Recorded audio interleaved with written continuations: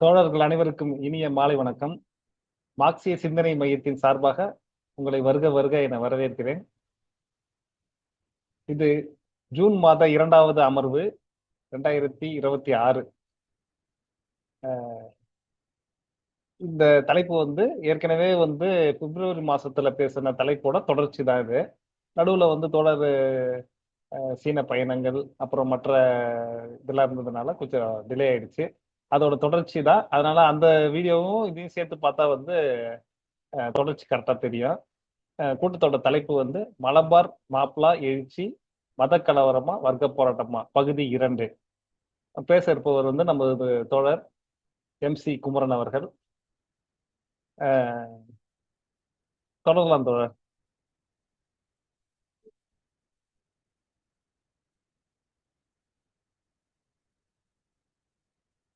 தோழர், நீங்க பேச தொடங்கலாம் தோழர்.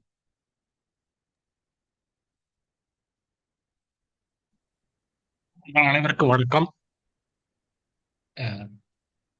இன்றைக்கு பேச போற தலைப்பு மலபார் மாப்பிளா எழுச்சி, மத கலவரமா வர்க்க போராட்டமா, பகுதி 2.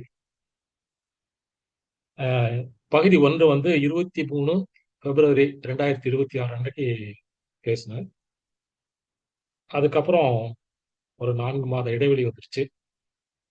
அதுக்கு காரணம் என்னன்னா, இடையில வந்த மாநில தேர்தல், ஈரான் போர், பெட்ரோலியம் கேஸ் தட்டுப்பாடு, இந்த பிரச்சனைகள்லாம் பற்றி பேச வேண்டியதுனால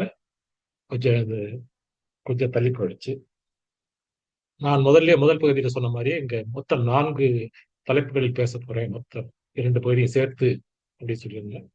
அதுல முதல் 2 பகுதியும் பகுதி 1லே பேசிட்டேன். ஸோ இன்னைக்கு அதோடைய தொடர்ச்சியாக பகுதி 3 மற்றும் 4 பார்க்கலாம். ஸோ நான் பேச எடுத்துக்கொண்ட 4 தலைப்புகள் மாப்ளா முஸ்லிம்கள் வரலாறு 1, 2 கிலாபத் இயக்கம், 3 கிலாபத் இயக்கம் மாப்ளா கலவரமாக மாறியது, 4 வர்க்க பிரிவினை மற்றும் படிப்பினைகள். ஸோ இன்னைக்கு இந்த மொத்தம் 3வது பகுதி கிலாபத் இயக்கம் மாப்ளா கலவரமாக மாறியது. அது எப்படிங்கிறத பார்ப்போம். கிலாபத் இயக்கம் என்பது எதுக்காக ஆரம்பிக்கப்பட்டது என்று பகுதி 1லே பார்த்தோம். இது 1919 ஆரம்பிச்சது. நவம்பர் 1919 முதல் அகில இந்திய கிலாபத் மாநாடு டெல்லியில நடைபெற்றுச்சு. அந்த மாநாட்டுல மகாத்மா காந்தி அவர்களை தலைவராக தேர்ந்தெடுத்தாங்க. ஸோ அதுல இருந்து அந்த இயக்கம் பல போராட்டங்கள் எல்லாமே அகிம்சை வழி போராட்டங்கள் தான். எதுவுமே ஆயுதம் ஏந்திய போராட்டம் கிடையாது. மகாத்மா காந்தி அவர்கள் வழியில அகிம்சை போராட்டம். அவர் இந்தியாவுக்கு ஒரு 4 வருடங்கள் தான் ஆகியிருந்தது. இது அவர் நடத்திய போராட்டங்களில் மிகப்பெரிய போராட்டம். ஸோ மே 1920 கேரளாவில் இந்த இயக்கம் தொடங்கப்பட்டது. இப்ப மஞ்சேரிங்கிற ஊர்ல ஒரு பெரிய பொதுக்கூட்டம் நடத்தினாங்க.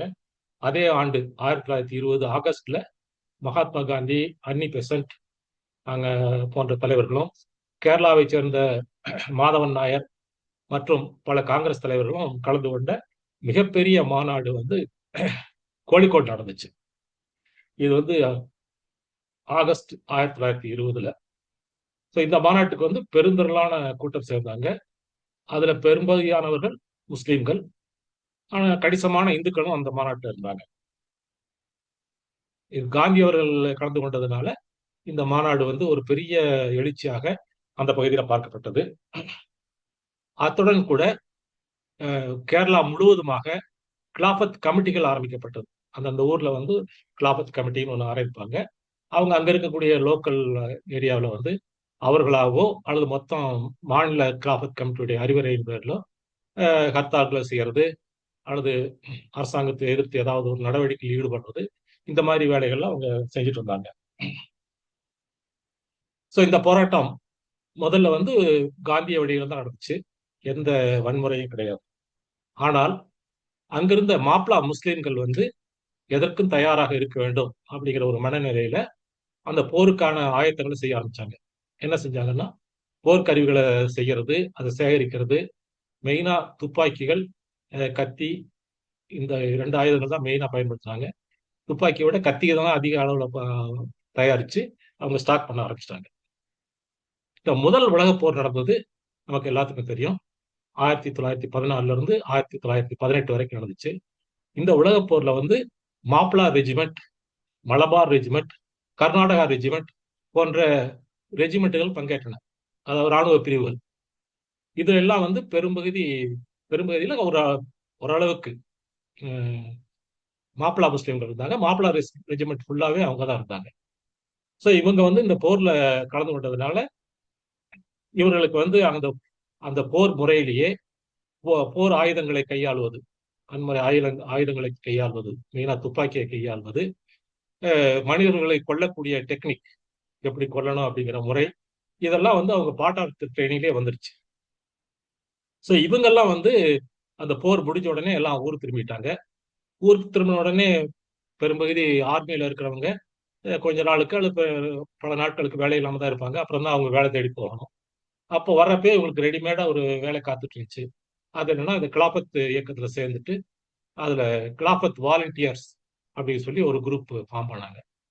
இவங்க வந்து அந்த இராணுவத்தை போலயே இவங்களுக்கு ஒரு காக்கி சீர் உடை, அப்புறம் இந்த துருக்கி தொப்பி, சிவப்பு கலர்ல இருக்க துருக்கி தொப்பி, ஒரு மாதிரி ஒரு ரவுண்டா கொஞ்சம் சிலிண்டரிக்கல் ஷேப்ல இருக்கும். அந்த தொப்பியும் தான் இவங்களுடைய சீருடை. அந்த தொப்பியில வந்து இந்த பிறை சந்திரன் அவங்களுடைய மத அடையாளம் அது பொறிக்கப்பட்டிருக்கும். இந்த மாதிரியாக ஒரு சீருடை தடுத்துட்டு இவங்க ஒரு ஆர்மி மாதிரியே இவங்க இருந்தாங்க. இவங்க ஆரம்பத்துல வந்து வாலண்டியர்ஸ்னா இந்த கூட்டத்தை ஒழுங்குபடுத்துறது, இந்த கிலாபத் போராட்டங்களை முன்னிட்டு நடத்துறது, இந்த மாதிரி வேலைகள்லாம் செஞ்சுட்டு இருந்தாங்க. அதே சமயத்துல இவங்க ஆயுத சேகரிப்புலையும் ஈடுபட்டு இருந்தாங்க. இந்த கிலாபத் போராட்டம் தொடங்கியதிலிருந்தே அலி முஸ்லியார் அப்படிங்கிற ஒரு மத குருமாரும், பிறகு வாரியம் குஞ்சு குன்னத் அகமது ஹாஜி அப்படிங்கிறவரு, இவர் வந்து ஒரு ரிபல். இவங்க 2 பேரும் முன்னிருந்து தலைமை வாங்கிட்டு இருந்தாங்க அவங்க பகுதிகளுக்கு. பட் மொத்தத்துக்கு தலைமை யாருன்னு சொன்னா அலி முஸ்லியார். அவர் கொஞ்சம் வயதானவர். அவர் எந்த போராட்டத்திலையும் நேரடியாக கலந்துக்க மாட்டாரு. ஆனா அவர் தான் வந்து அவங்களுக்கு எல்லாம் ஒரு குரு மாதிரி, ஒரு டைரக்ஷன், மத குரு, அதே சமயத்துல ஒரு தலைவர் அப்படிங்கிற மாதிரி இருந்தார். சோ இப்ப பாத்தீங்கன்னு சொன்னா வன்முறை வெடிப்பதற்கான எல்லா காரணங்களும், கலவைகளும் சரியா இருந்துச்சு. பெட்ரோல்ல வந்து ஏர் அண்ட் ஃபியூயல் கரெக்ட் மிக்சர்ல இருக்கிற மாதிரி, டெம்பரேச்சரும் கரெக்டா இருக்கிற மாதிரி எல்லாம் இருந்துச்சு. ஸோ தேவையானது என்ன, ஒரு பொறி, ஒரு ஸ்பார்க் மட்டும் தான் தேவை. ஸ்பார்க் ஆனா அது பத்திக்கும்.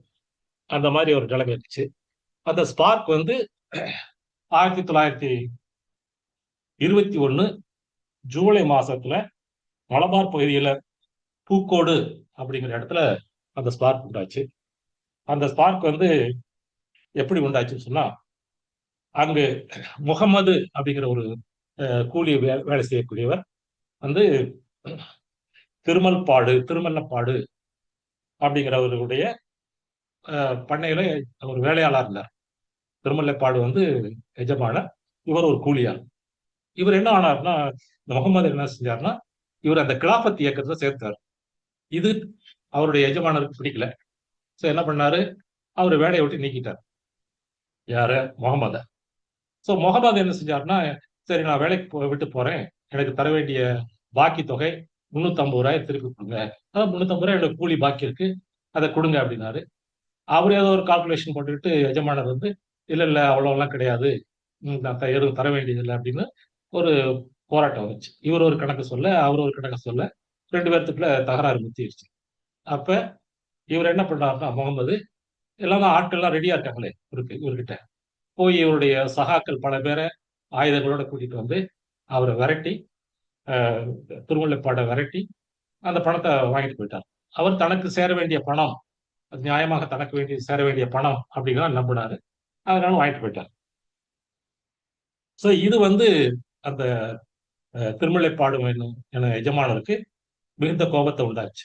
ஏன்னா அவங்க எப்பவுமே அந்த தோரணையிலே தான் இருப்பாங்க. தன்னிடம் வேலை செஞ்சவங்க வந்து இப்படி விரட்டி பணம் வாங்கிட்டு போறான் அப்படிங்கிறத வந்து அவர் நியாயமான கூலி அப்படின்னு கூட நினைக்காம அவர் ரொம்ப கோவப்பட்டாரு. அப்பகுதியில் இருந்த இன்ஸ்பெக்டர் மாயங்கோடு நாராயணன் மேன் வந்து இவரோட ஃப்ரெண்டு, யாருக்கு திருமலைப்பாடுடைய ஃப்ரெண்டு. ஸோ எனவே இந்த இந்த நிகழ்ச்சியை வந்து ஊதி பெரிதாக்கி ஏதோ தன்னிட பணத்தை பறிச்சுட்டு போன மாதிரி வேற ஜோடனைகள்லாம் செஞ்சு அவர்கிட்ட புகார் கொடுத்தாரு. யார்கிட்ட? இந்த இன்ஸ்பெக்டர்கிட்ட.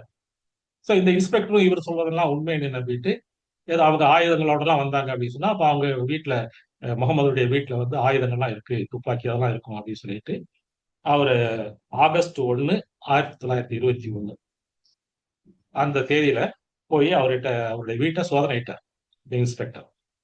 அப்ப சோதனை இடும்போது அவங்க எல்லாம் ரெடியா தான் இருந்தாங்க. அப்போ இந்த முகமதுக்கும் இந்த இன்ஸ்பெக்டருக்கும் வந்து பெரிய ஒரு வாக்குவாதம், ஈவன் ஒரு கலவரம் நடக்கிற ஸ்டேஜ் கூட போயிடுச்சு. ஏன்னா இவங்க ஆயிரக்கணக்கான பேர் இந்த கிலாபத்துல இருந்து ஆயுதங்களோட கூடிட்டாங்க. இதை பார்த்த உடனே இன்ஸ்பெக்டர் பயந்துட்டு அவங்களோட ஒரு சமாதானமா பேசிட்டு தப்பிச்சு வந்துட்டாரு. ஸோ அப்படி வந்தவர் வந்து இவருக்கு உடனே இது பெரிய விஷயம், இங்க ஒரு பெரிய ஒரு கலவரம் நடக்கிற சூழ்நிலை இருக்கு அப்படிங்கிற தோணி இருக்கு. அதே சமயத்துல முகமதுக்கு அவருடைய எஜமானர் மாதிரி இவருக்கும் கோபம் ரொம்ப அதிகமாயிடுச்சு. உடனே இவர் என்ன பண்ணார்னா, கோழிக்கோட்ல இருக்க கலெக்டருக்கு வந்து ஒரு அறிக்கை ஒன்று சமர்ப்பித்தார். இந்த மாதிரிலாம் நிலைமை இருக்கு, இவங்க எல்லாம் ஆயுதங்கள்லாம் வச்சிருக்காங்க, இப்படி விரட்டுறாங்க, போலீஸ் போனாலும் போலீஸை மதிக்கிறது இல்லை, ஸோ இங்க இருக்கிற நிலவரம் வந்து ரொம்ப மோசமா இருக்குன்னு சொல்லி ஒரு ரிப்போர்ட் அனுப்பிச்சாரு. ஸோ அந்த ரிப்போர்ட்டை வந்து அப்படியே கலெக்டர் வந்து இவருக்கு அப்ப மெட்ராஸ்ல இருக்கக்கூடிய கவர்னருக்கு அனுப்பிச்சு வச்சார். கவர்னர் அந்த உடனே ஆக்ஷன் எடுக்காம அவருடைய பிரதிநிதி ஏஆர் நேப் அப்படிங்கிறவரை அங்க அனுப்பிச்சு வச்சார் அந்த பகுதிக்கு. போய் பார்த்து அந்த நிலைமையெல்லாம் எப்படி இருக்குன்னு பார்த்துட்டு வாங்க, என்ன ஆக்ஷன் தேவைங்கிறது எல்லாம் டீட்டெயில்டா ஒரு ரிப்போர்ட் தேவை அப்படிங்கிறதுக்காக வேண்டி அவர் அனுப்பிச்சு வச்சாரு.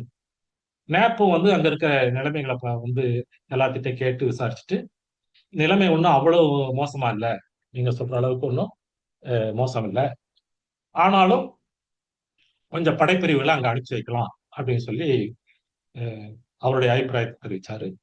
அதோடு அங்க இருக்க கலெக்டருக்கு வந்து நீங்க தேவையான சில இந்த கிலாபத்து தலைவர்களை நீங்க அரெஸ்ட் பண்ணலாம், நீங்க தேவைப்பட்டவங்களை ஒரு முன்னெச்சரிக்கை நடவடிக்கையாக நீங்க அரெஸ்ட் பண்ணிடணும், அரெஸ்ட் பண்ணிக்க அப்படின்னு சொல்லி சொல்லியிருக்காரு.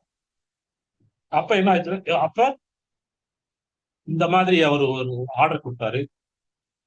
அதே சமயத்துல 17 ஆகஸ்ட் 1921 கோழிக்கோட்ல இந்த கிலாபத்துடைய ஒரு பகுதியாக, கிலாபத் இயக்கத்தின் ஒரு பகுதியாக அந்நிய துணிகளை எரிக்கும் போராட்டம் அப்படிங்கிறது பெருமளவில் நடந்து அந்நிய துணிகளை எல்லாம் ரோட்ல போட்டு எரிச்சாங்க.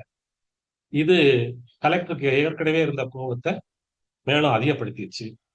ஸோ இவர் என்ன பண்ணாருன்னா, சரி அதான் நமக்கிட்ட அரெஸ்ட் பண்றதுக்கான உத்தரவு இருக்கு அப்படின்னு சொல்லிட்டு 20 ஆகஸ்ட் 1921 அன்னைக்கு அலி முஸ்லியார், முதல்ல சொன்னாங்க அந்த மதகுரு, அவரு திருவரங்காடு அப்படிங்கிற ஊர்ல இருக்கக்கூடிய திருரங்காடி அப்படிங்கிற ஊர்ல இருக்கக்கூடிய மசூதியில் இருப்பதாக அவருக்கு தகவல் கிடைச்சு, அவரை போய் அரெஸ்ட் பண்ணிட்டு வருவோம் அப்படின்ட்டு கிளம்புனாங்க. அங்க அங்க வந்து அவர் இல்லை, போய் மசூதியில, அது மசூதியில இவங்க போகாம ஒரு முஸ்லீம் போலீஸ் அதிகாரியை உள்ள அனுப்பிச்சு தேடிட்டு வர சொன்னாங்க. அங்க வந்து அவர் இல்லை. ஸோ அதனால வந்ததுக்காக ஒரு 4 பேருக்கு அரெஸ்ட் பண்ணி அவங்க வந்து கூட்டிட்டு போவோம் அப்படின்ட்டு நேரம் ஆயிடுச்சு அப்படின்னு சொல்லி அன்னைக்கு நைட் அங்கேயே தங்கி இருந்துட்டு அடுத்த நாள் காலையில, அதாவது ஆகஸ்ட் 21 அன்னைக்கு கூட்டிட்டு போவோம் அப்படின்னு சொல்லிட்டு இருந்தாங்க. இதுக்குள்ள என்ன ஆச்சுன்னு சொன்னா, இந்த மசூதிக்கு இவங்க வந்தது, இவங்க சோதனையிட்டதெல்லாம் வந்து பெரும் வதந்தியாக அந்த மாப்பிளா முஸ்லீம்கள் இடையில பரவிடுச்சு. பெரும் வதந்தி என்னன்னா, அவங்க அந்த மசூதியை இடிக்க போறாங்க அப்படின்னு சொல்லிட்டு முதல்ல பரவன வதந்தி பின்னாடி இல்ல இல்ல அவங்க இடிச்சுட்டாங்க அப்படின்னு சொல்லி அது ஒரு பெரிய கலவரமா, பெரிய ஒரு பேசு பொருளாகவும் ஒரு கொந்தளிப்பு நிலைக்கு கொண்டுட்டு போச்சு. அப்ப என்ன பண்ணாங்கன்னா, அவங்க எல்லாரும் திரண்டு ஆயிரக்கணக்கான பேர் வந்து அவங்கள திரும்ப திரும்ப போகாம முற்றுகையிட்டு எதிர்த்து சண்டை போட ஆரம்பிச்சிட்டாங்க. ஸோ இது ஒரு ஒரு லோக்கல் கலவரமா மாறிடுச்சு. அந்த கலவரத்துல வந்து சில போலீஸ் அதிகாரிகள், போலீஸ்காரர்களும் பல மாப்பிளா முஸ்லீம்களும் கொல்லப்பட்டார்கள். ஸோ இந்த மாப்பிளா கலவரம் என்பது 21 ஆகஸ்ட் 1921 அன்னைக்கு ஆரம்பிச்சிருச்சு. இந்த ஆரம்பம் என்பது ஒரு பொறி. ஆனா இந்த இந்த பொறி இல்லாட்டி கூட வேற ஏதாவது ஒரு காரணத்தினால வேற மாதிரி ஆரம்பிச்சிருக்கும். ஏன்னா நிலைமை அப்படிதான் இருந்துச்சு. ஆனா இதுக்கு வந்து அது ஒரு சரியான பொறி அமைஞ்சதுனால இந்த மாதிரி அந்த போராட்டம் ஆரம்பிச்சிச்சு. ஸோ இந்த அடுத்த 10 நாட்கள் அந்த மாசம் இறுதி வரைக்கும் பார்த்தீங்க சொன்னா அங்க அந்த ஏரியா ஃபுல்லா எந்த லா அண்ட் ஆர்டரும் இல்லை. ஏன்னா இந்த வந்த போலீஸ்காரங்களும் வந்து தப்பிச்சு அவங்க எல்லாரும் கோழிக்கோடு போயிட்டாங்க. வேற இருக்கக்கூடிய போலீஸ் ஸ்டேஷன்கள்ல யாருமே வேலை செய்யல. அப்படி இருக்கக்கூடிய இந்த கலவரக்காரர்களும் போய் அந்த போலீஸ் ஸ்டேஷன் எல்லாம் அடிச்சு நொறுக்கிறது, கவர்மெண்ட் ஆபீசஸ்க்கு தீ வைக்கிறது, இந்த மாதிரி வேலைகள்லாம் செஞ்சதுனால கவர்மெண்ட் மிஷனரி அப்படிங்கிறது இந்த பகுதியில் இல்லை. ஒரு செகண்ட் போல நான் ஷேர் பண்ணிக்கிறேன்.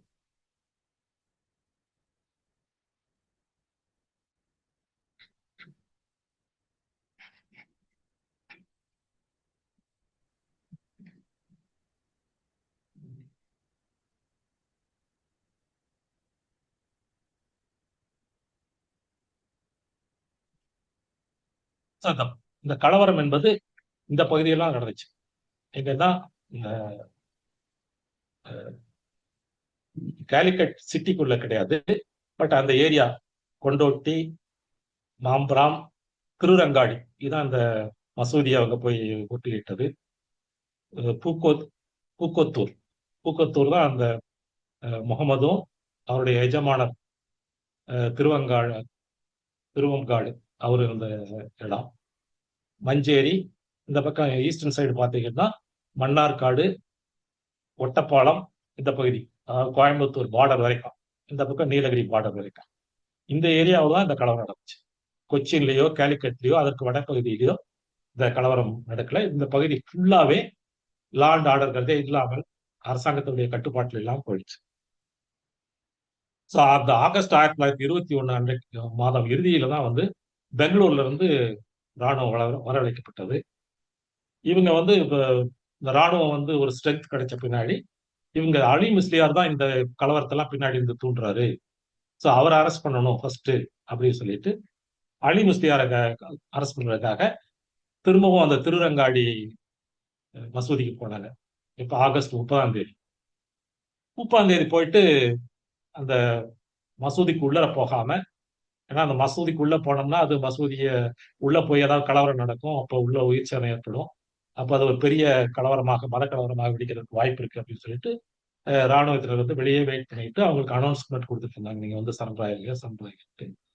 அப்புறம் அடுத்த நாள் வந்து அவர் அலி முஸ்லியார் அங்க ஆலோசிச்சு வேற வழி இல்லை, நம்ம சரண்டர் ஆகிறது நல்லது அப்படின்னு சொல்லிட்டு சரண்டர் ஆயிட்டார். அதாவது 31 ஆகஸ்ட் 1921 அன்னைக்கு அவரும் உள்ள இருந்த 38 பேரும் ராணுவத்திடம் சரணடைஞ்சாங்க. ஸோ இந்த சரணடைஞ்சவங்க அனைவருமே கடுமையான சித்திரவதைக்கு ஆளானாங்க.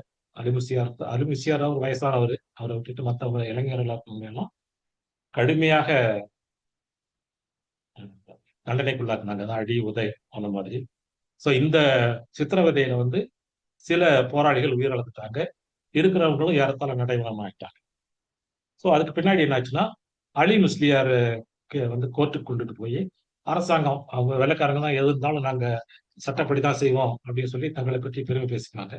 இவங்க கோர்ட்ல கொண்டு போய் விசாரிச்சாங்க, கோழிக்கோடு கோர்ட்ல விசாரிச்சு அவருக்கு நீங்க அரசாங்கத்துக்கு பிரிட்டிஷ் அரசாங்கத்துக்கு எதிராக நடவடிக்கையில் ஈடுபட்டீங்க, எனவே உங்களுக்கு மரண தண்டனை அப்படின்னு சொல்லி அவருக்கும் அவர் கூட இருந்த சகாக்களுக்கும் மிச்ச அந்த சகாக்களுக்கும் மரண தண்டனை அறிவிச்சிட்டாங்க இந்த பிரிட்டிஷ் அரசு.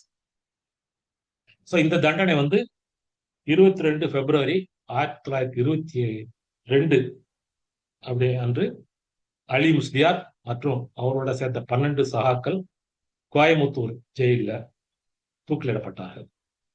ஸோ அதோட அந்த அலி முஸ்லியாருடைய சகாப்தம் முடிஞ்சது. மலபார் இந்த கலவரமும் அதோட முடிவிட்டோம். இந்த இந்த போராட்டத்துல இன்னொரு தலைவராக இருந்தவர், அவர் பெரும் கலகக்காரர். அவர் யாருன்னா வாரியம் குஞ்சு குன்னத் அகமது ஹாஜி. ஸோ இவர் பேர் ரொம்ப நீளமா இருக்கு, அதனால ஹாஜியார் அப்படின்னு சொல்லுவோம், ஏன்னா அப்படித்தான் அவர் அழைச்சாங்க, ஹாஜியார் அப்படின்னு சொல்லிட்டு. ஸோ இந்த ஹாஜியாருடைய தந்தை வந்து ஆங்கிலேயர்களால் 1894 அந்தமான் கடத்தப்பட்டார். அந்தமான் சிறையில வந்து கடத்தப்பட்டார். அங்கேயே அவர் இறந்துட்டார், இவருடைய தந்தையார். அதனால இவருக்கு இளம் வயதிலிருந்தே ஆங்கிலேயர் மேல வெறுப்பு, அவர் மேல இப்போ ஒரு பகை பாராட்டும் எல்லாம் ஹாஜியாருக்கு இருந்துச்சு. ஸோ இவரு இந்த இந்த கலவரம்லாம் ஆரம்பிக்கிறதுக்கு முன்னாடி, மாப்பிளா ஈவெண்ட்டுக்கெல்லாம் ரொம்ப நாளுக்கு முன்னாடியே சில கலவரங்கள்ல ஈடுபட்டு, சில குற்ற செயல்களில் ஈடுபட்டு போலீஸ் வழக்கு பதிவு செஞ்சாங்க. பட் இவர் தலைமறைவாயிட்டாரு, இவரை பிடிக்க முடியல. அந்த மாதிரி தலைமறைவு வாழ்க்கை வாழும் போதே இவர் என்ன பண்ணாருன்னா, இவர் தான் அந்த வாரியம் வாரியம் குஞ்சு உல்லத் அகமது ஹாஜி. இவர் இளம் வயதில் இருக்கிறது. இவர் வந்து அலி முஸ்லியார். இவர் கொஞ்சம் வயசானவர் அந்த போராட்டத்தில் கலந்து. ஸோ இவர் வந்து தலைமறைவா இருக்கிறதுக்காக இங்க இருக்கிறது கஷ்டம் அப்படின்னு சொல்லிட்டு மக்கா போயிட்டார். மக்காவில் பல ஆண்டுகள் இருந்த பின்னாடி திரும்பவும் கேரளாவுக்கு வந்து அங்கேயும் தலைமறைவா தான் இருந்தாரு. இந்த போராட்டம் கிலாபத் ஆரம்பிச்ச உடனே இதுல முன்னிருந்து அவர் நடத்த ஆரம்பிச்சிட்டாரு. அவருக்கு ஒரு போராட்ட குணம் இருந்துச்சு. அதே சமயத்துல ஆளை பார்த்தாவே தெரியும், ஒரு மிலிட்ரி டைப்ல இருக்கக்கூடிய ஆள் அவரு. இவர் வந்து கிலாபத் இயக்கத்துல பல வன்முறைகள் நடந்தது இவருடைய தலைமையில தான் நடந்துச்சு. அதுக்கு வன்முறை ரொம்ப அதிகமானதுக்கு இவர் ஒரு முக்கிய காரணம் அப்படின்னு சொல்லலாம். அந்த மாதிரியான இவருடைய நடவடிக்கைகள் இருந்துச்சு. இவர் என்னன்னா, முதல்ல வந்து ஒரு இயக்கம் என்பது பிரிட்டிஷார்ஸ்க்கு எகென்ஸ்டா இருந்தது, பிரிட்டிஷர்கள் மட்டும்தான் இருந்தது. இவர் வந்து ஒரு மத வன்முறையாக மாற்றினார். என்ன பண்ணார்னா, இந்து அந்த எஜமானர் இருக்காங்க, ஜெர்னிகள் என்று சொல்லக்கூடிய நில உடைமையாளர்கள், அவர்களுடைய வீட்டை போய் சூறையாடுறது, அங்க இருக்கிறவங்களை கொல்றது, பெண்களை மானபங்கப்படுத்துவது, அப்புறம் அங்க கட்டாய மதமாற்றம் செய்யறது, கட்டாய மதம் மாறலைன்னு சொன்னா அவங்களையெல்லாம் கொண்டு போடுறது. அவங்களுக்கு ஒரு சாய்ஸ், நீங்க வந்து மதம் மாறில உயிரோடு இருக்கணும், மதம் மாறணும்னா நீங்க அந்த அவங்களுடைய மத சட்டப்படி களிமா சொல்லணும், பிறகு அவங்க ட்ரெஸ் மாற்றணும், அந்த சுண்ணத்தை கூடிய அந்த சர்க்கம்சிஷன் அதை செய்யணும். இதெல்லாம் செஞ்சுக்கிட்டாங்கன்னா அவங்க மதம் மாறிடலாம். இல்லைன்னு சொன்னா அவங்களுக்கு சாவுதான். ஸோ இதுல பலர் வந்து மாறினாங்க, பலர் வந்து இதை முடியாது அப்படின்னு சொல்லிட்டு இறந்துட்டாங்க. எப்பவுமே இந்த மாதிரி போராட்டங்கள்ல எல்லாம் அதிகம் பாதிக்கப்படக்கூடியது பெண்கள் தான். இவங்களுடைய முழு வன்முறையும் வந்து பெண்கள் மேலதான் காட்டுவாங்க, ஏன்னா அவங்க வீக்கர் செக்ஸ்னால. அந்த மாதிரி பெண்களும் பல கொடுமைகள் காணாங்க.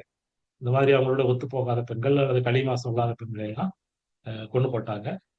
களிமா சொல்லக்கூடிய பெண்களை, அதாவது மதத்தை ஒத்துக்கொண்ட பெண்களை வந்து முஸ்லீம்களாக மாற்றி அவங்களுக்கு கொண்டு போயிட்டாங்க. இந்த போராட்டம் வந்து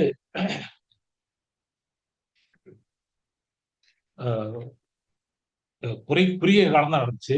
ஆனா அந்த குறுகிய காலத்துக்குள்ளே அவர் என்ன பண்ணார்னா, அதை இந்த நாடை வந்து தனி நாடு, நான் தான் அதனுடைய அமீர், அதாவது தலைவர், மன்னர் அப்படிங்கிற மாதிரி அறிவிச்சுட்டு, அந்த பகுதியில வந்து வரி வசூல் பண்றது, அந்த பகுதி வழியாக இவர்களை கேட்காம இவர் ஒரு பகுதிக்கு இருந்தாரு. அந்த மாதிரி இவர் பல தலைவர்களை நியமிச்சிருந்தாரு அந்த ஏரியாவுக்கு, நீங்களாம் தலைவர்களாக. ஸோ அவங்களுடைய பெர்மிஷன் இல்லாமல் யாரும் அந்த பகுதியை கடந்து செல்லக்கூடாது அப்படின்னு சொல்லிலாம் அவங்க பெரிய சட்டத்திட்டங்கள்லாம் கொண்டு வந்தாங்க. இங்க இருக்கக்கூடியது வந்து அந்த முஸ்லீம் ரூல் தான் வந்து இங்க இருக்கக்கூடியது, அந்த மாதிரி சொல்லி ஒரு கடுமையான ஒரு வாழ்க்கை முறை மக்களுக்கு ஏற்பட்டது. இதுல பாதிக்கப்பட்டவங்க இந்துக்கள் மட்டும் இல்ல, முஸ்லீம்களும் பெரும்பாலும் நிறைய பேர் பாதிக்கப்பட்டாங்க. அது எப்படின்னா, இவங்களுடைய சொல்படி கேட்காதவங்க பலர் வந்து அவங்க சொல்லுவாங்க, நீங்க கட்டாய மயமாற்றக்கூடாது, இப்படி வன்முறை கூடாது. அவங்க என்ன செஞ்சாங்க, போய் பெண்களை எல்லாம் இப்படி பண்றீங்க அப்படின்னு சொல்லி இவங்களை ஏற்று பேசினா அவங்களையும் கொண்டு போடுறது, அது அவங்களுக்கு தண்டனை கொடுக்குறது.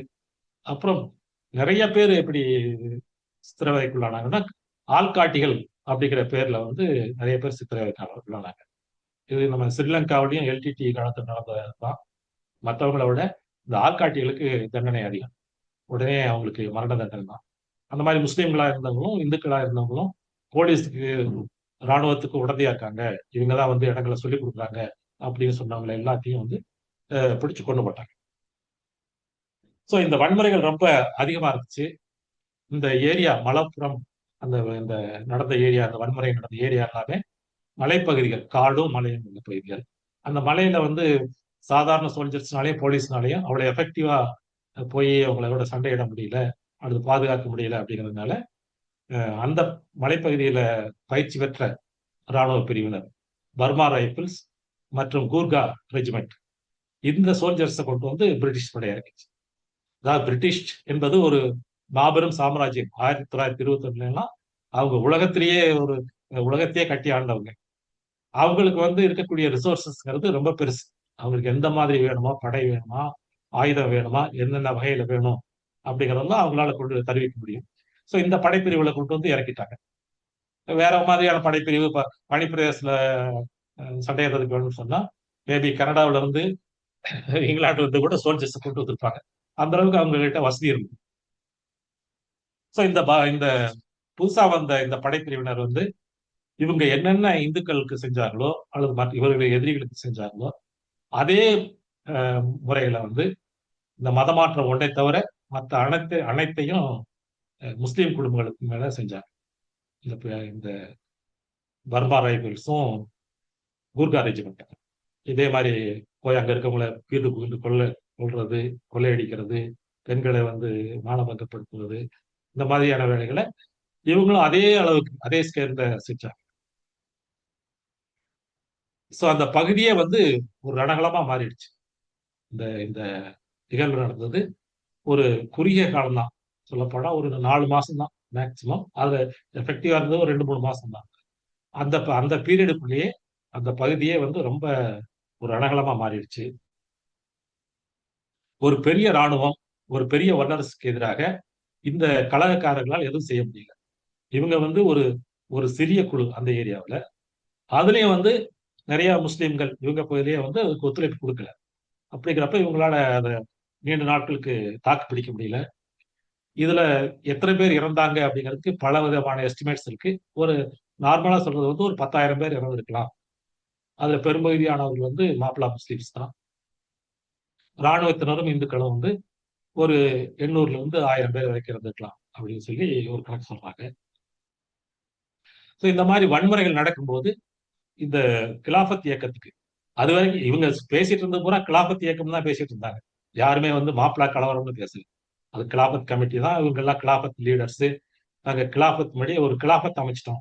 கிலாஃபத் அப்படிங்கிறது வந்து இந்த மதகுருமார்கள் தலைமையிலான ஒரு ஒரு பகுதி, ஒரு ஆட்சி. அந்த ஆட்சியை நாங்க இந்த ஏரியாவில் அமைச்சிட்டோம் அப்படின்னு தான் பேசிட்டு இருந்தாங்க. ஆனா இந்த இந்த இயக்கத்துக்கு வந்து வர வர செல்வாக்கு ரொம்ப குறைய தொடங்கிடுச்சு.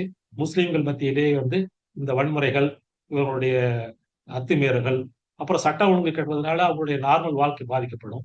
அதுவும் வந்து இவங்களுக்கு எதிராக திருப்பிச்சு.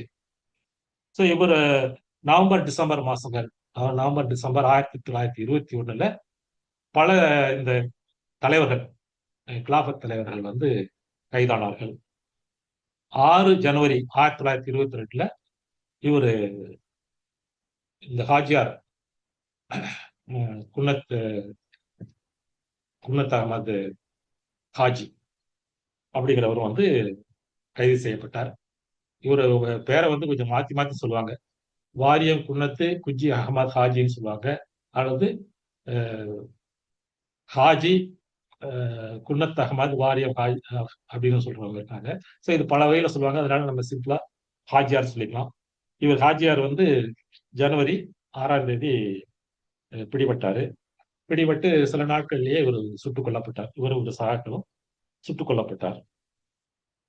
இந்த நிகழ்வுகள் நடந்துட்டு இருக்கும் போதே 19 நவம்பர் 1921 நடந்த வேகன் டிராஜடி, அந்த வேகன் கொடுமை அல்லது ரயில் வேகன் கொடுமை அப்படிங்கிறது மிகவும் கொடுமையான ஒரு செயல்.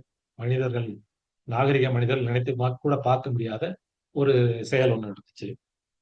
என்ன நடந்துச்சுன்னா, இந்த தேதியில வந்து பிடிக்கப்பட்ட கலவரக்காரர்களை வந்து அங்க வச்சிருக்கிறதுக்கு இடம் இல்லை அப்படின்னு சொல்லிட்டு கோயம்புத்தூருக்கு மாத்திடுவோம், கோயம்புத்தூர் ஜெயிலுக்கு மாத்தோம் அப்படின்னு சொல்லிட்டு திருூர் அப்படிங்கிற ஒரு இடம் இருக்கு அங்க கேரளாவில். அங்க இருந்து இங்க கோயம்புத்தூர் வர்றதுக்காக ரயில் ஏற்றாங்க. அந்த ரயில் எப்படின்னா சரக்கு பெட்டிகள், அதெல்லாம் அந்த பெட்டி அதுல வந்து காத்தே உள்ள போகாது. ஏன்னா சரக்கு வச்சா அந்த அதுக்கு காத்து தேவை. உயிருள்ள பொருட்களுக்கு தான் காத்து தேவை, உயிரற்ற பொருளுக்கு காத்து தேவையில்லை. அந்த மாதிரியான ஒரு பெட்டியில இவங்களை எல்லாம் போட்டு அடைச்சாங்க. அடைச்சோடனே அவங்க கலவரக்காரர்கள் கத்த ஆரம்பிச்சிட்டாங்க.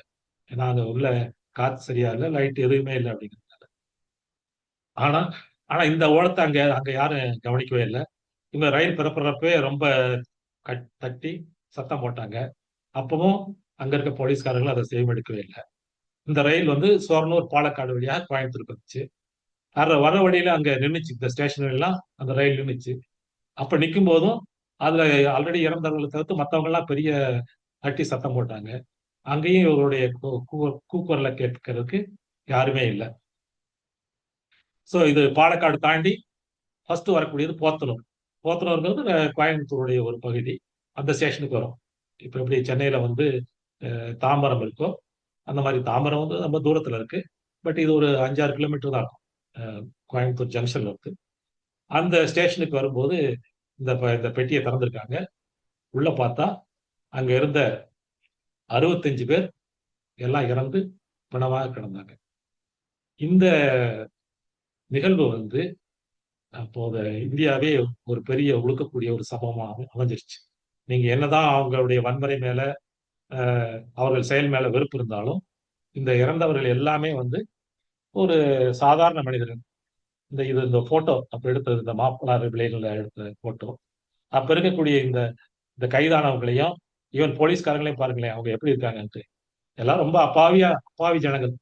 ஸோ இந்த மாதிரி ஆட்களை வந்து ஒரு ஆட்டு மாட்டை அடைச்சாலும் அது செத்து போயிருக்கும். அப்படி அடைக்கிற மாதிரி அடைச்சு ரயில் வேகன்ல அடைச்சு கொன்னது அப்படிங்கிறது வந்து ஒரு மிகப்பெரிய ஒரு கொடுமை. ஸோ இந்த இந்த கொடுமை நடந்ததுக்கு முன்னாடி இவங்க எல்லாரும் இந்த இறந்தவங்களை எல்லாத்தையும் கோயம்புத்தூர் இருக்க இந்த பள்ளிவாசல், கோயம்புத்தூர் அத்தர் ஜமாத் பள்ளிவாசல் மற்றும் கபரஸ்தான்னா அடக்கத்தலம். அது நம்ம சுடுகாடுன்னு சொல்றோமே, அது இடுகாடு அப்படின்னு சொல்லக்கூடியது அந்த பகுதி. அங்க கொண்டு வந்து புதைச்சாங்க. அந்த புதைச்ச இடத்துல வந்து ஏதோ ஒரு கல்வெட்டு இதுதான் அந்த புதைத்த இடம். இப்ப ஜஸ்ட் ஒரு பிளைனா இருக்கு. இந்த பகுதியில் தான் வந்து அவங்களை புதைச்சாங்க அப்படின்னு அங்க இருக்கக்கூடிய அந்த ஹாஜியார், அதாவது அங்க இருக்கக்கூடிய அந்த முஸ்லீம் மத குரு சொன்னாரு கிட்ட. நான் இதை நேரில் போய் போட்டோ எடுத்து சொன்னேன். இந்த மசூதி எதையும் இந்த சுவர் இருக்கு இல்லைங்களா, இது கோயம்புத்தூர் ஜங்ஷன் ரயில்வே ஸ்டேஷனுடைய சுவர். அதுக்கு ஒட்டி இருக்கக்கூடியதான் அந்த பள்ளிவாசல். இங்கதான் அவங்களை புதைச்சாங்க அப்படின்னாங்க. முந்தி ஏதோ அந்த இடத்துல ஒரு பிளே கார்டு அந்த மாதிரிலாம் வச்சிருந்தாங்கன்னா இப்ப அது இல்லை. அது இப்ப இந்த முஸ்லீம் அவங்களுடைய அடிப்படைவாதிகள் வந்த பின்னாடி நீங்க எந்த சமாதி கட்டக்கூடாது, அந்த இது பழகுக்கோ அந்த அளவுக்கு கட்டக்கூடாது அப்படின்னு சொல்லிட்டு இப்ப அங்கிருந்த எந்த கட்டடமுமே இல்லை. அந்த ஒன்னே ஒண்ணு மட்டும் தப்பிச்சிருக்கு. அது ஏன்னு கேட்டு இதை மட்டும் விட்டு வச்சிருக்கோம் அப்படின்னு சொன்னாங்க. சரி, கட்டாட்டி பரவாயில்லைங்க, ஒரு கல்வெட்டு மாதிரி வச்சு இந்த இடத்துல தான் புதைச்சாங்க, இந்த மாதிரி ஒரு ட்ராஜடி நடந்துச்சு அப்படின்னு வைக்கலாமே அப்படின்னு சொன்னாங்க. அதுக்காக நாங்க ஏற்பாடுகள் செஞ்சுட்டு வரோம் அப்படின்னு சொல்லி அங்க இருக்க அந்த மதகுரு சொன்னாரு. சோ இந்த கிலாபத் இயக்கத்தின் ஊடாக, கிலாபத் இயக்கம் என்பது 1919 இருந்து 1924 வரைக்கும் நடந்துச்சு. ஆனா எஃபெக்டிவா நடந்தது 1922 தான். 1922 இந்த சௌரி சௌரா இன்சிடென்ட்டுக்கு அப்புறம் அது அப்படியே அதனுடைய வேகம் குறைஞ்சிருச்சு. இதன் ஊடாகவே 1921 ஒரு 4 மாசம் நடந்த ஒரு மிக பெரும் தீவிரமான வன்முறையான ஒரு கலவையான வர்க்கங்கள் ஈடுபட்ட ஒரு போராட்டம், ஒரு பெரும் போராட்டம் இது. அது முடிவுக்கு வந்துருச்சு. டிசம்பர் 21 முடிவுக்கு வந்துருச்சு. அப்புறம் இவர் ஹாஜியார் கைது செய்யப்பட்ட பின்னாடி அது சுத்தமா அது முடிஞ்சிருச்சு. இதனால என்ன ஆச்சுன்னு சொன்னா, அங்கிருந்த இந்த போராட்டம் நடக்கும் போதே பலரையும் வந்து செய்த கொடுமையினாலும் அந்த பிரிட்டிஷ் அரசாங்கம் வந்து நீங்களெல்லாம் நான் ஊரை விட்டு போயிடுங்க அப்படின்னு சொன்னதுனாலையும் இவங்கள பலர் வந்து தமிழ்நாட்டினுடைய பல பகுதியில் குடியேறிட்டாங்க. மெயினா கோயம்புத்தூர், மதுரையில திருப்பரங்குன்றம் ஏரியா, அப்புறம் திருச்சி, நாமக்கல், கோயம்புத்தூர்ல இருக்கக்கூடிய ஈவன் சில சிறிய நகரங்கள் இங்க எல்லாம் வந்து குடியேறிட்டாங்க. குடியேறினவங்க வந்து அவங்களுடைய வாழ்க்கை முறை, அந்த மாப்பிளா கல்ச்சரை அவங்க விடலை. இருந்தாலும் இங்க வந்து தமிழர்கள் மாதிரி தான். இப்ப இங்க இருக்கிறவங்களை வந்து நம்ம பார்த்தோம்னா அவங்களை அடையாளம் காண முடியாது.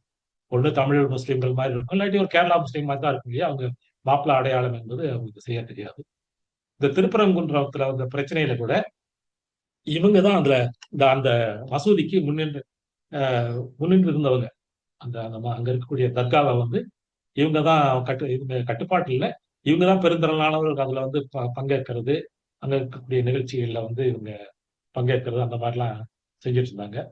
ஸோ அந்த ஆஹ், இப்ப நடக்கக்கூடிய பிரச்சனைகள்லையும் பாத்தீங்கன்னு சொன்னா கேரளாக்காரங்க அதை ரொம்ப ஈடுபட்டு இருக்காங்க அப்படிங்கிற மாதிரி சொல்லுவாங்க.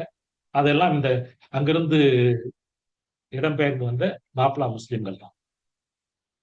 ஸோ இந்த வேகன் ட்ராஜடிக்கு நினைவாக திருவூர்ல இந்த மாதிரி ஒரு ரயில்வே வேகன் மாதிரி ஒரு நினைவிடம் வச்சிருக்காங்க. இந்த அந்த வேகன் ட்ராஜடி நினைவாக.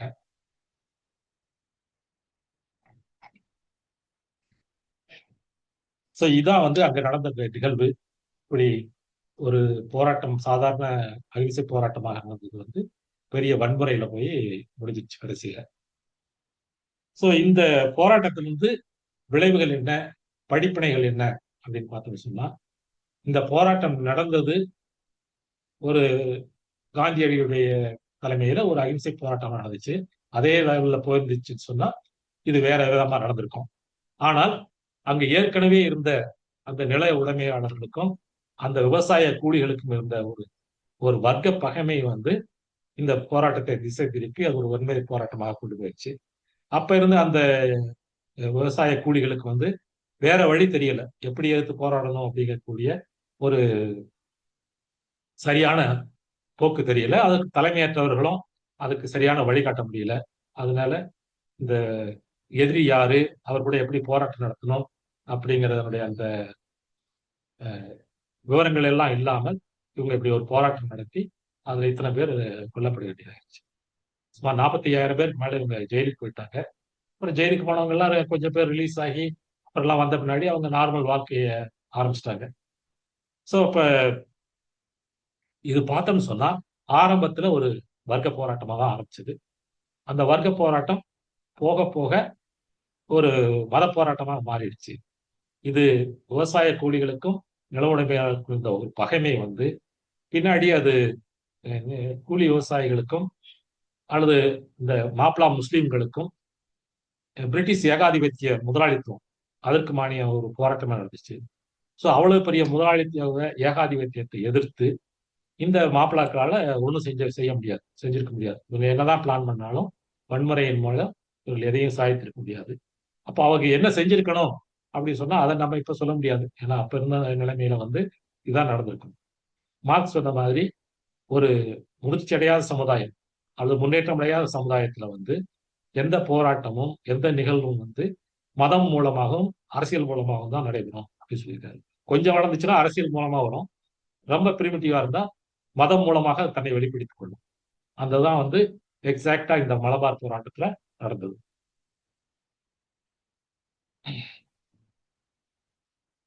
இந்த போராட்டத்துல வந்து மிக கொடிய வன்முறையை இந்தியா முழுவதும் பார்த்தாங்க. ஸோ இந்த இந்த முறை வந்து சரியானது அல்ல. ஏன்னா அந்த அதுக்கு முன்னாடி தீவிரவாதிகள் அப்படின்னு சொல்லி காங்கிரஸ் ஒரு பிரிவு இருந்துச்சு. அவங்க எல்லாம் வந்து அவங்களே பார்த்துட்டு இனிமேல் வந்து இந்த போராட்டம் வந்து சரியானதல்ல, இது ஒரு பெரிய வன்முறைக்கும் பெரிய உயிரிழப்புக்கும் தான் கொண்டு போய் சேர்த்துக்கும். மலபார் பகுதி அப்படிங்கிறதுல அதுல ஒரு சிறிய பகுதி, முழு மலபார் கிடையாது. அதுல நடந்த ஒரு போராட்டமே வந்து இத்தனை உயிரிழப்புகளுக்கும் இவ்வளவு பெரிய கொடுமைகளுக்கும் காரணமாயிடுச்சு. அதனால இனிமே அந்த முறை சரியில்லை அப்படின்னு சொல்லிட்டு அகிம்சை போராட்டத்தை திரும்பினாங்க. அதனால காந்தியுடைய போராட்டம் மேலும் வலுப்பட்டது. காந்தியுடைய முறைதான் சரி அப்படிங்கிறது வந்து மேலும் வலுப்பட்டது. ஸோ இந்த போராட்டம் நடந்த பின்னாடி பிரிட்டிஷர்ஸ் யோசிச்சுட்டு எதனால இந்த போராட்டம் வந்துச்சு அப்படின்னு சொல்லி அவங்களும், ஏன்னா பிரிட்டிஷ் அப்படிங்கிறது ஒரு காலனி ஏகாதிபத்தியமா இருந்தாலும் அவர்களுக்கும் இந்த என்ன பிரச்சனை, அதை எப்படி சால்வ் பண்ணணும் அப்படிங்கிற ஒரு ஐடியா இருந்துச்சு. அதனால 1929 அங்க ஒரு நிலச்சீர்திருத்தம் கொண்டு வந்தாங்க. இது ஒரு பெரிய நிலச்சீர்திருத்தம்னு சொல்ல முடியாது, இருந்தாலும் முன்பு இருந்ததை விட அங்க இருக்கக்கூடிய அந்த விவசாய கூலிகளுக்கு ஒரு உரிமைகள், அதிக உரிமைகள் தரக்கூடிய சீர்திருத்தமா இருந்துச்சு. அதுல மெயின் என்னன்னா அவங்கள வந்து இஷ்டப்படி நீங்க எவிக்ட் பண்ண முடியாது, அதுக்கு ஒரு தகுந்த காரணம் இருக்கணும். இல்லைன்னு சொன்னா அந்த குத்தகைதாரர்களை நீங்க எவிக்ட் பண்ண முடியாது. மெயினா அவங்க இருந்த அந்த குடிசை இருக்கு இல்லைங்களா, அந்த அவங்க இருந்த இடம் அது முந்தி வந்து அந்த எஜமானருக்கு தான் சொந்தம். ஸோ ஸோ அந்த எஜமானர் வெளியேற்றினா நீங்க உடனே நடுத்தருவுக்கு தான் வரணும், வேற வழி கிடையாது. ஏன்னா அந்த குடிசையும் அவருடைய சொந்தமாயிரும், அவர் எல்லாத்தையும் காலி பண்ணிடுறாரு. அதை வந்து நீங்க எவிட் பண்ணக்கூடாது அப்படின்னு சொல்லி ஒரு சட்டம் போட்டு வந்தாங்க. இருந்தாலும் இது ஒரு பெரிய ஒரு சட்டம் இல்லாட்டி ஒரு சிறிய ஆறுதல் அப்போது இருந்த அந்த விவசாய கூலிகளுக்கு. ஸோ இதனால வந்து அந்த அவங்க மக்களுடைய வாழ்க்கை வந்து எந்த விதத்திலையும் முன்னேற்றம் அடையல. அவங்க முன்பு போலதான் கஷ்டப்பட்டுட்டு இருந்தாங்க. 1957 ஆட்சிக்கு வந்த நம்பூதிரிப்பாடு தலைமையிலான கம்யூனிஸ்ட் கட்சி Kerala agrarian relations bill, KARB அப்படிங்கிற பில்ல கொண்டு வந்தாங்க. சட்டம், நிலச்சீர்திருத்த சட்டம். இந்த சட்டப்படி வந்து பண்ணையார்களுக்கு வந்து பண்ணையார்கள் மற்றும் நில உடைமையாளர்களுக்கு 15 ஏக்கருக்கு மேல நிலம் வைத்துக் கொள்ளக்கூடாது அப்படின்னு சட்டம் கொண்டு வந்தாங்க. அதான் உச்சவரம்பு. இரண்டாவதாக, நீங்க அந்த யார் யார் அந்த நிலத்தை உழுதுட்டு இருந்தாங்களோ அவங்களுக்கே அந்த நிலம் சொந்தம். இந்த 15 ஏக்கருக்குள்ள இருந்துச்சு சொன்னா அதுலயும் வந்து அவங்களுக்கு நிறைய ரைட்ஸ், இந்த குத்தகை விவசாயிகளுக்கு வந்து ரைட்ஸ் உண்டு. அப்புறம் இந்த குடியிருக்கக்கூடிய அந்த பகுதியை வந்து அவங்களுக்கு எல்லாம் பட்டா போட்டு கொடுத்துட்டாங்க. அது அவங்களுக்கு முழு சொந்தம். நீங்க எங்க இருந்தாலும் சரி, அது அந்த 15 ஏக்கருக்குள்ள இருந்தாலும் சரி, வெளியே இருந்தாலும் சரி, எங்க இருந்தாலும் அந்த குத்தகை விவசாயிகளுக்கு 3ல இருந்து 10 சென்ட் வரைக்கும் நீங்க குடியிருக்கிற இடம் வந்து உங்களுக்கு சொந்தம். ஸோ இவங்க விரட்டினா கூட இவங்க நடுத்தருக்கு வர வேண்டியது இருக்கிறதுக்கு ஒரு வீடு இருக்கும். இந்த சட்டம் வந்து இயற்றப்பட்டு விவாதிக்கப்பட்டு குடியரசுத் தலைவருக்கு ஒப்புதலுக்கு அனுப்பப்பட்டது. அவர் வந்து ஒப்புதல் கொடுக்கறதுக்கு முன்னாடியே 1959 இந்த கம்யூனிஸ்ட் கட்சி அரசு அந்த ஆர்டிகல் 356 அப்படிங்கிறத பயன்படுத்தி கலைக்கப்பட்டது. இந்த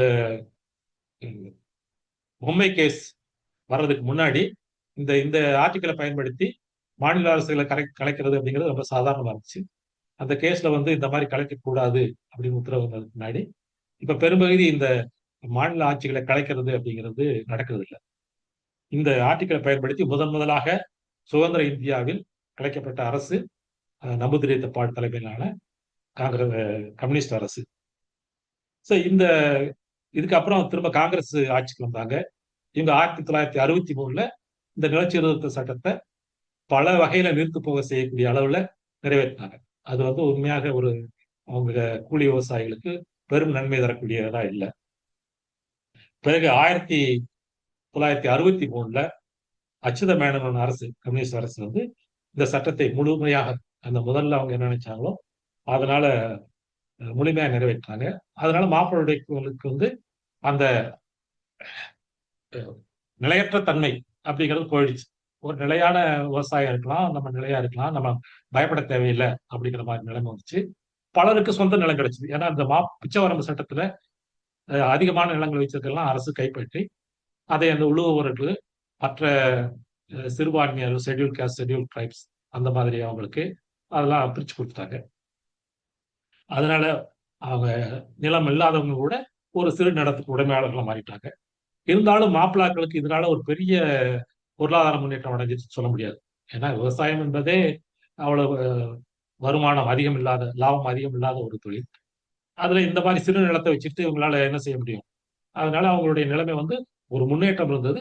ஆனா அது பெருமளவுக்கு ஒரு முன்னேற்றம் அடையவில்லை.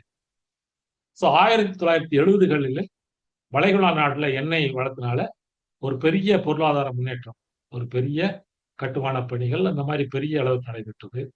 இதுல மிகவும் பயனடைந்தவர்கள் யாருன்னா மாப்பிளா முஸ்லீம்கள்.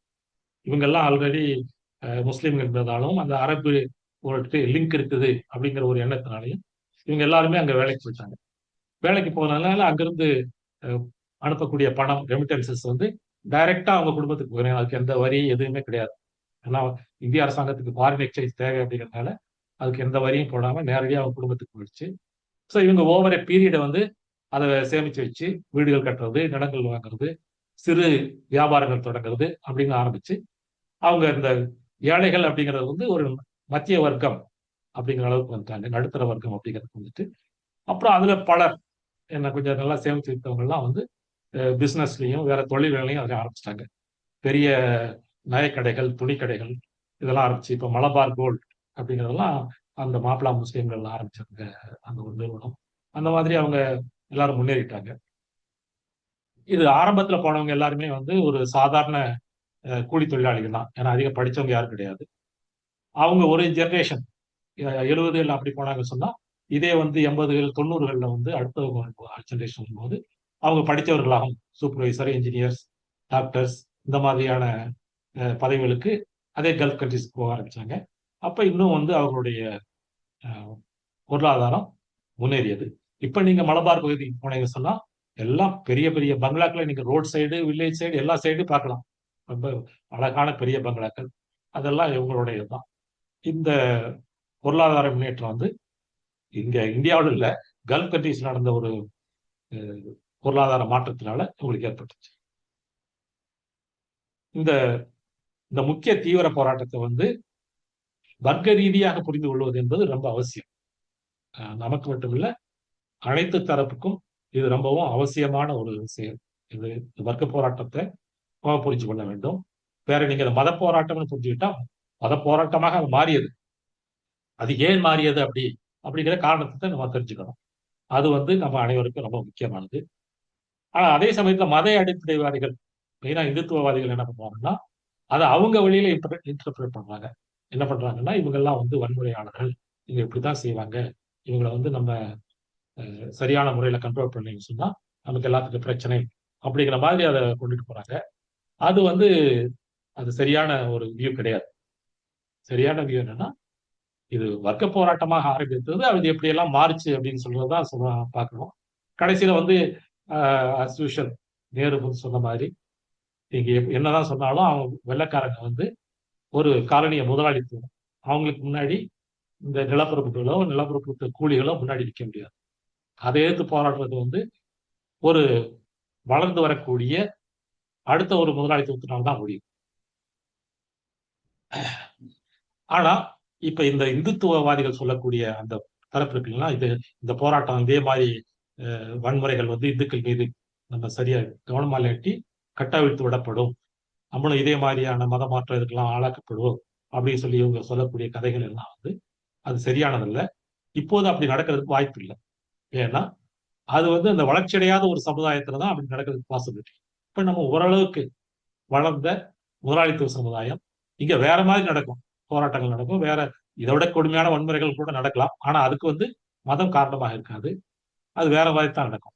இப்ப நீங்க பாத்தீங்கன்னு சொன்னா ஒரு 10-15 வருடங்கள்ல வந்து பெரிய மத கலவரங்கள் என்பது இந்தியாவில் எல்லாமே போயிடுச்சு. அது இவங்களும் வந்து மத அடிப்படைவாதிகளும் எவ்வளவோ தூண்டி பாக்குறாங்க. ஆனா அந்த மாதிரியான ஒரு போராட்டமோ அல்லது வன்முறையோ நடக்குது இல்லை. இப்ப நம்ம தமிழ்நாட்டிலேயே பாத்தீங்கன்னு சொன்னா ஒவ்வொரு இஷ்யூ எடுத்துக்கிட்டு, மெயினா திருப்பரங்குன்ற இஷ்யூ எல்லாம் வச்சு அவங்க பெரிய ஒரு வன்முறையை கட்டவிழ்க்கலாம்னு பார்த்தாங்க. ஆனா அதெல்லாம் நடக்கல.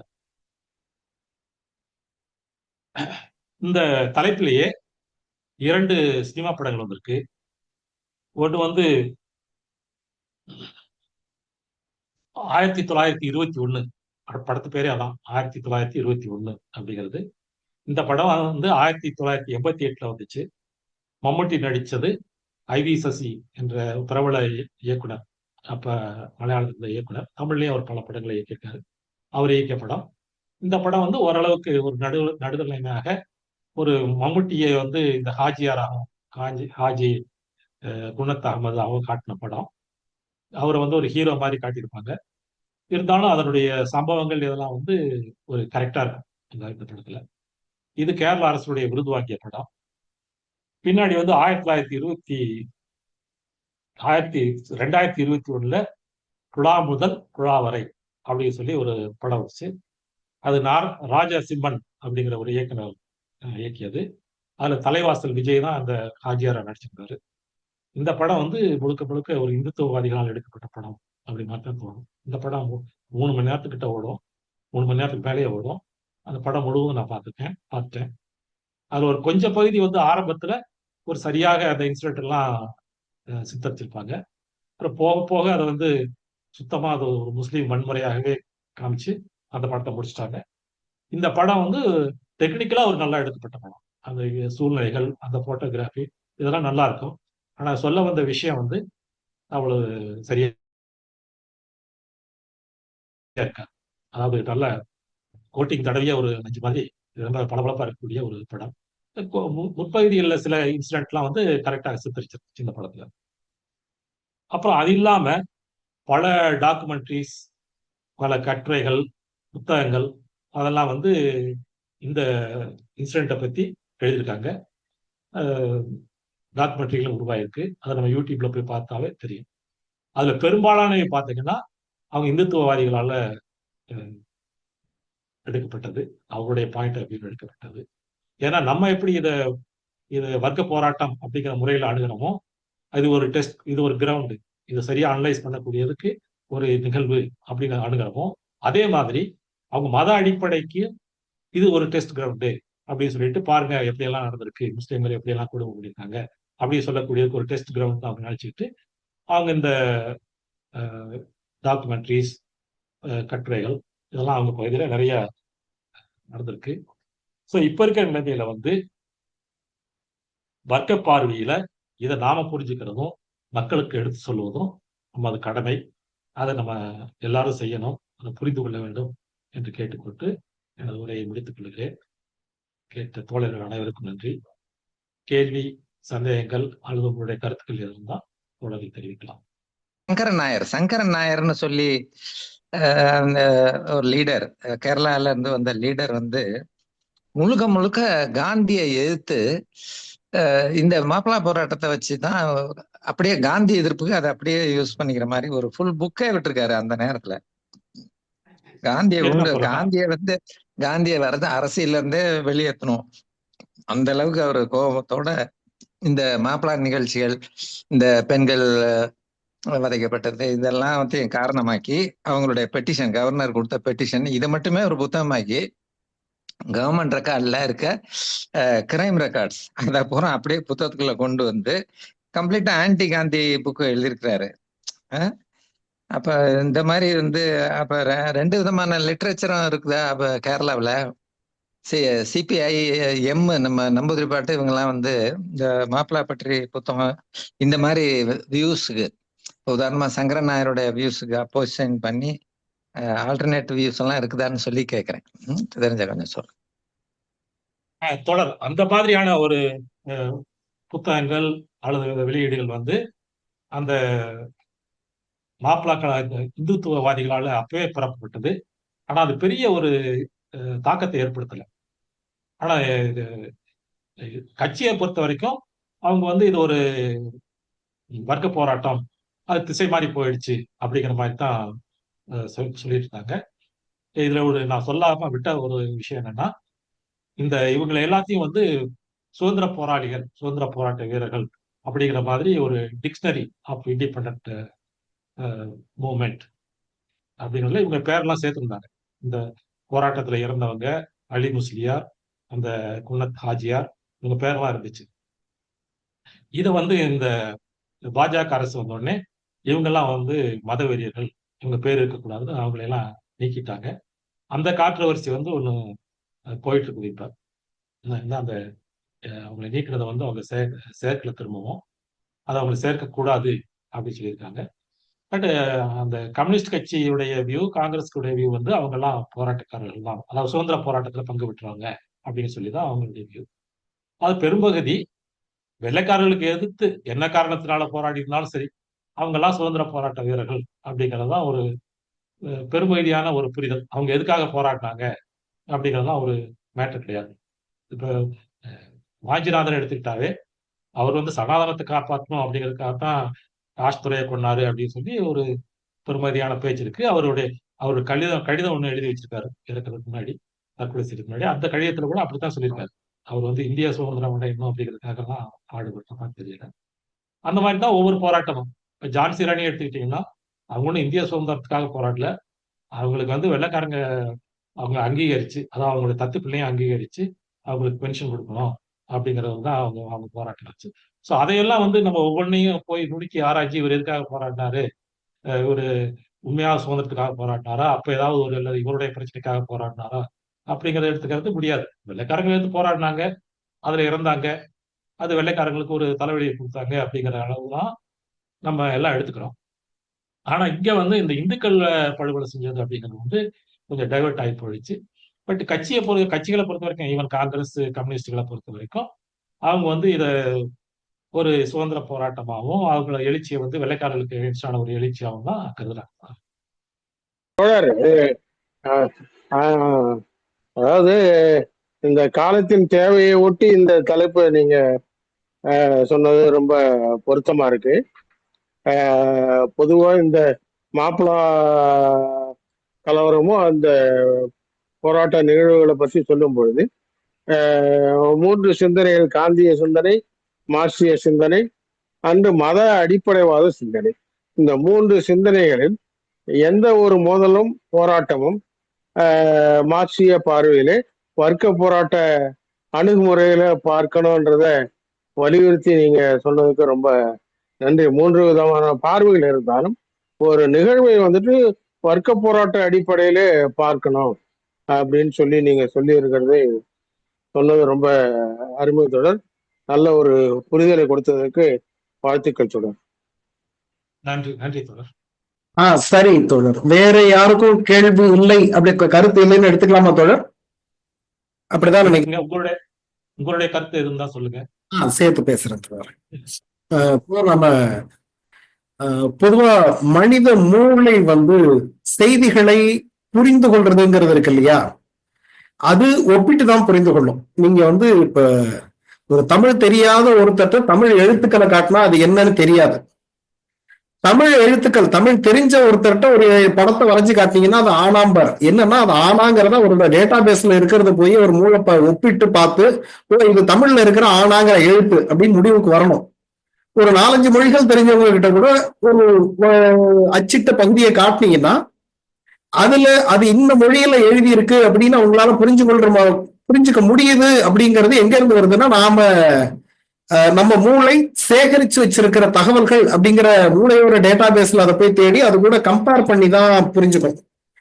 அதுதான் மூளையை பொறுத்தவரையில கிட்டத்தட்ட எல்லா விஷயங்கள்லையுமே நம்மளை பொறுத்தவரையில நாம அறிந்து வைத்திருக்கிற விஷயங்களோட, அறிந்து வைத்திருக்கிற அனுபவங்களோட அல்லது செய்திகளோட ஒப்பிட்டு பார்த்து நடைமுறையில இருக்கிறதையும் புரிஞ்சுக்கிறோம் அப்படிங்கறதா இயல்பானது.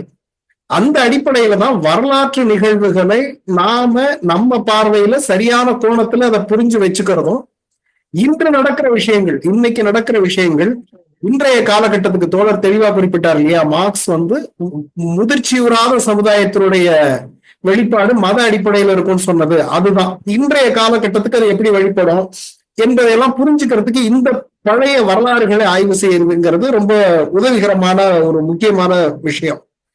இதுல மாற்று கருத்துக்கள், மாற்று பார்வைகள் அல்லது அவங்கவுங்க பார்வையிலான வரலாற்று பதிவுகள் இருக்கலாம். நாம என்ன புரிஞ்சுக்க முயற்சி பண்றோம்னா, இந்த முழு வரலாற்றையும் நம்ம பார்வையில பரிசீலனை பண்ணி நாம எது வரைக்கும் மார்க்ஸை புரிஞ்சிருக்கிறோமோ அந்த இடத்துல இருந்து, மார்க்ஸ் உள்ள இடத்துல இருந்து இது இப்படிதான் அப்படின்னு புரிஞ்சுக்க முயற்சி பண்றோம். அது முழுமையா சரியா இல்லாம கூட இருக்கலாம். அதுதான் அந்த கலந்துரையாடல்ல செழுமை ஆகிறது. இல்ல நாம இந்த இடத்த இப்படி பார்த்தா சரியா இருக்குமே அப்படின்னு சொல்ற இடத்துல இருந்து அதை நம்ம இன்னும் முழுமையா பார்க்க முயற்சிக்கிறது. மற்றபடி அதுல ஒவ்வொருத்தருடைய கோணத்துல இருக்கிற வரலாறுகளையும் நாம எல்லாத்தையுமே எடுத்துக்கிட்டு அதை அத்தனையும் பரிசீலிக்கணும்னா அலசணும்னா அவசியம் இல்லை.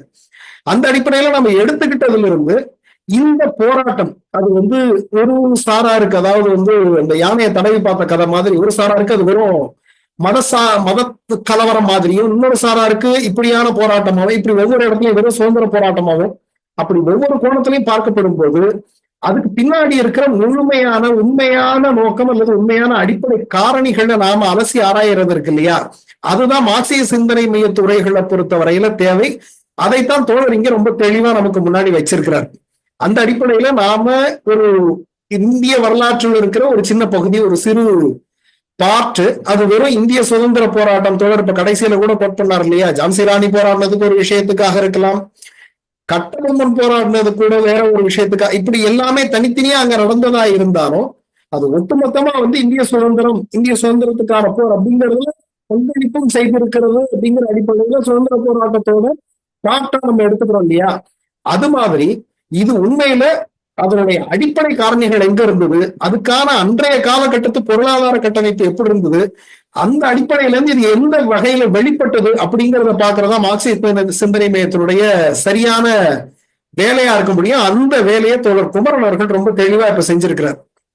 இந்த உரைங்கிறது நாம இந்திய விடுதலை போராட்டத்தையே நாம பாக்குற பார்வையில பல இடங்கள்லயும் நமக்கு வர்ற தடுமாற்றங்கள், நாம ஒரு குறிப்பிட்ட இடத்துல டிவியேட் ஆகி போய் என்ன சொல்றது, தேசபக்த உணர்வுல ஈர்க்கப்பட்டு போயிடுறதோ அல்லது வேற ஒரு காரணியால இழுக்கப்பட்டு போயிடுறதோ நம்ம வரலாற்றை கொஞ்சம் மாற்றி அல்லது முழுமையான சரியான கோணத்துல அல்லாம புரிஞ்சுக்கிற வாய்ப்பை பல நேரங்கள்ல கொடுத்துருது. அப்படியான நிலைமையில இந்த மாதிரியான சிறு சிறு நிகழ்வுகளையுமே நாம தனியா எடுத்து அலசி ஆராயும் போது நமக்கு முழுமையான தெளிவான பார்வை கிடைக்கிறது. அந்த பார்வைங்கிறது இன்றைக்கு நடக்கிற விஷயங்கள், இன்னைக்கு நம்ம சுத்தி நடக்கிற விஷயங்கள்ல உட்பட நாம எங்க பார்க்கணும், என்ன கோணத்துல அதை புரிஞ்சுக்கணும், இதுக்கான பொறி எந்த இடத்துல இருக்குங்கிறத மார்க்சிய அடிப்படையில புரிஞ்சுக்கிறதுக்கான ரொம்ப முக்கியமான உதவியா அமைஞ்சிருக்கு. அந்த வகையில இவ்வளவு தெளிவான உரையை வழங்கிய தோழர் குமரன் அவர்களுக்கு மார்க்சிய சிந்தனை மையத்தின் சார்பில் நன்றிகளை தெரிவித்துக் கொள்கிறேன். கூட்டத்திற்கு வந்திருந்து இதுவரை இருந்து கேட்ட தோழர்கள் அனைவருக்கும், கருத்து சொல்லிய தோழர்கள் அனைவருக்கும் மார்க்சிய சிந்தனை மையத்தின் சார்பில் நன்றிகளை தெரிவித்துக் கொள்கிறோம். கூட்டத்தினை ஏற்பாடு செய்து சிறப்பாக நடத்தி கொடுத்த தோழர் தினேஷ் அவர்களுக்கும் நன்றியை தெரிவித்துக் கொள்கிறோம். கூட்டத்தின் இறுதியில் இருக்கிற அறிவிப்புகளை தோழர் குமரன் அவர்கள் இப்போ சொல்றார். தோழர்களுக்கு மீண்டும் நன்றி. இந்த கூட்டத்தை சிறப்பாக அமைத்து கொடுத்த வெல்மின் நிறுவனத்தின் தலைவர் தினேஷ் தோழர் அவர்களுக்கு நன்றி மற்றும் கலந்து கொண்ட அனைவருக்கும் நன்றி. வழக்கம் போல் அறிவிப்பு என்னன்னா, இந்த வரக்கூடிய மாதம் ஜூலை மாதத்தினுடைய முதல் அமர்வு 2 அமர்வுகள் நடத்தலாம்னு திட்டமிட்டிருக்கோம். அந்த அமர்வுடைய தேதி மற்றும் பேச்சாளர்களை பின்னாடி அறிவிப்போம். இதே போல தோழர்கள் அனைவரும் அந்த கூட்டங்களிலும் கலந்து கொள்ள வேண்டும் என்று கேட்டுக்கொள்கிறேன். நன்றி தோழர்.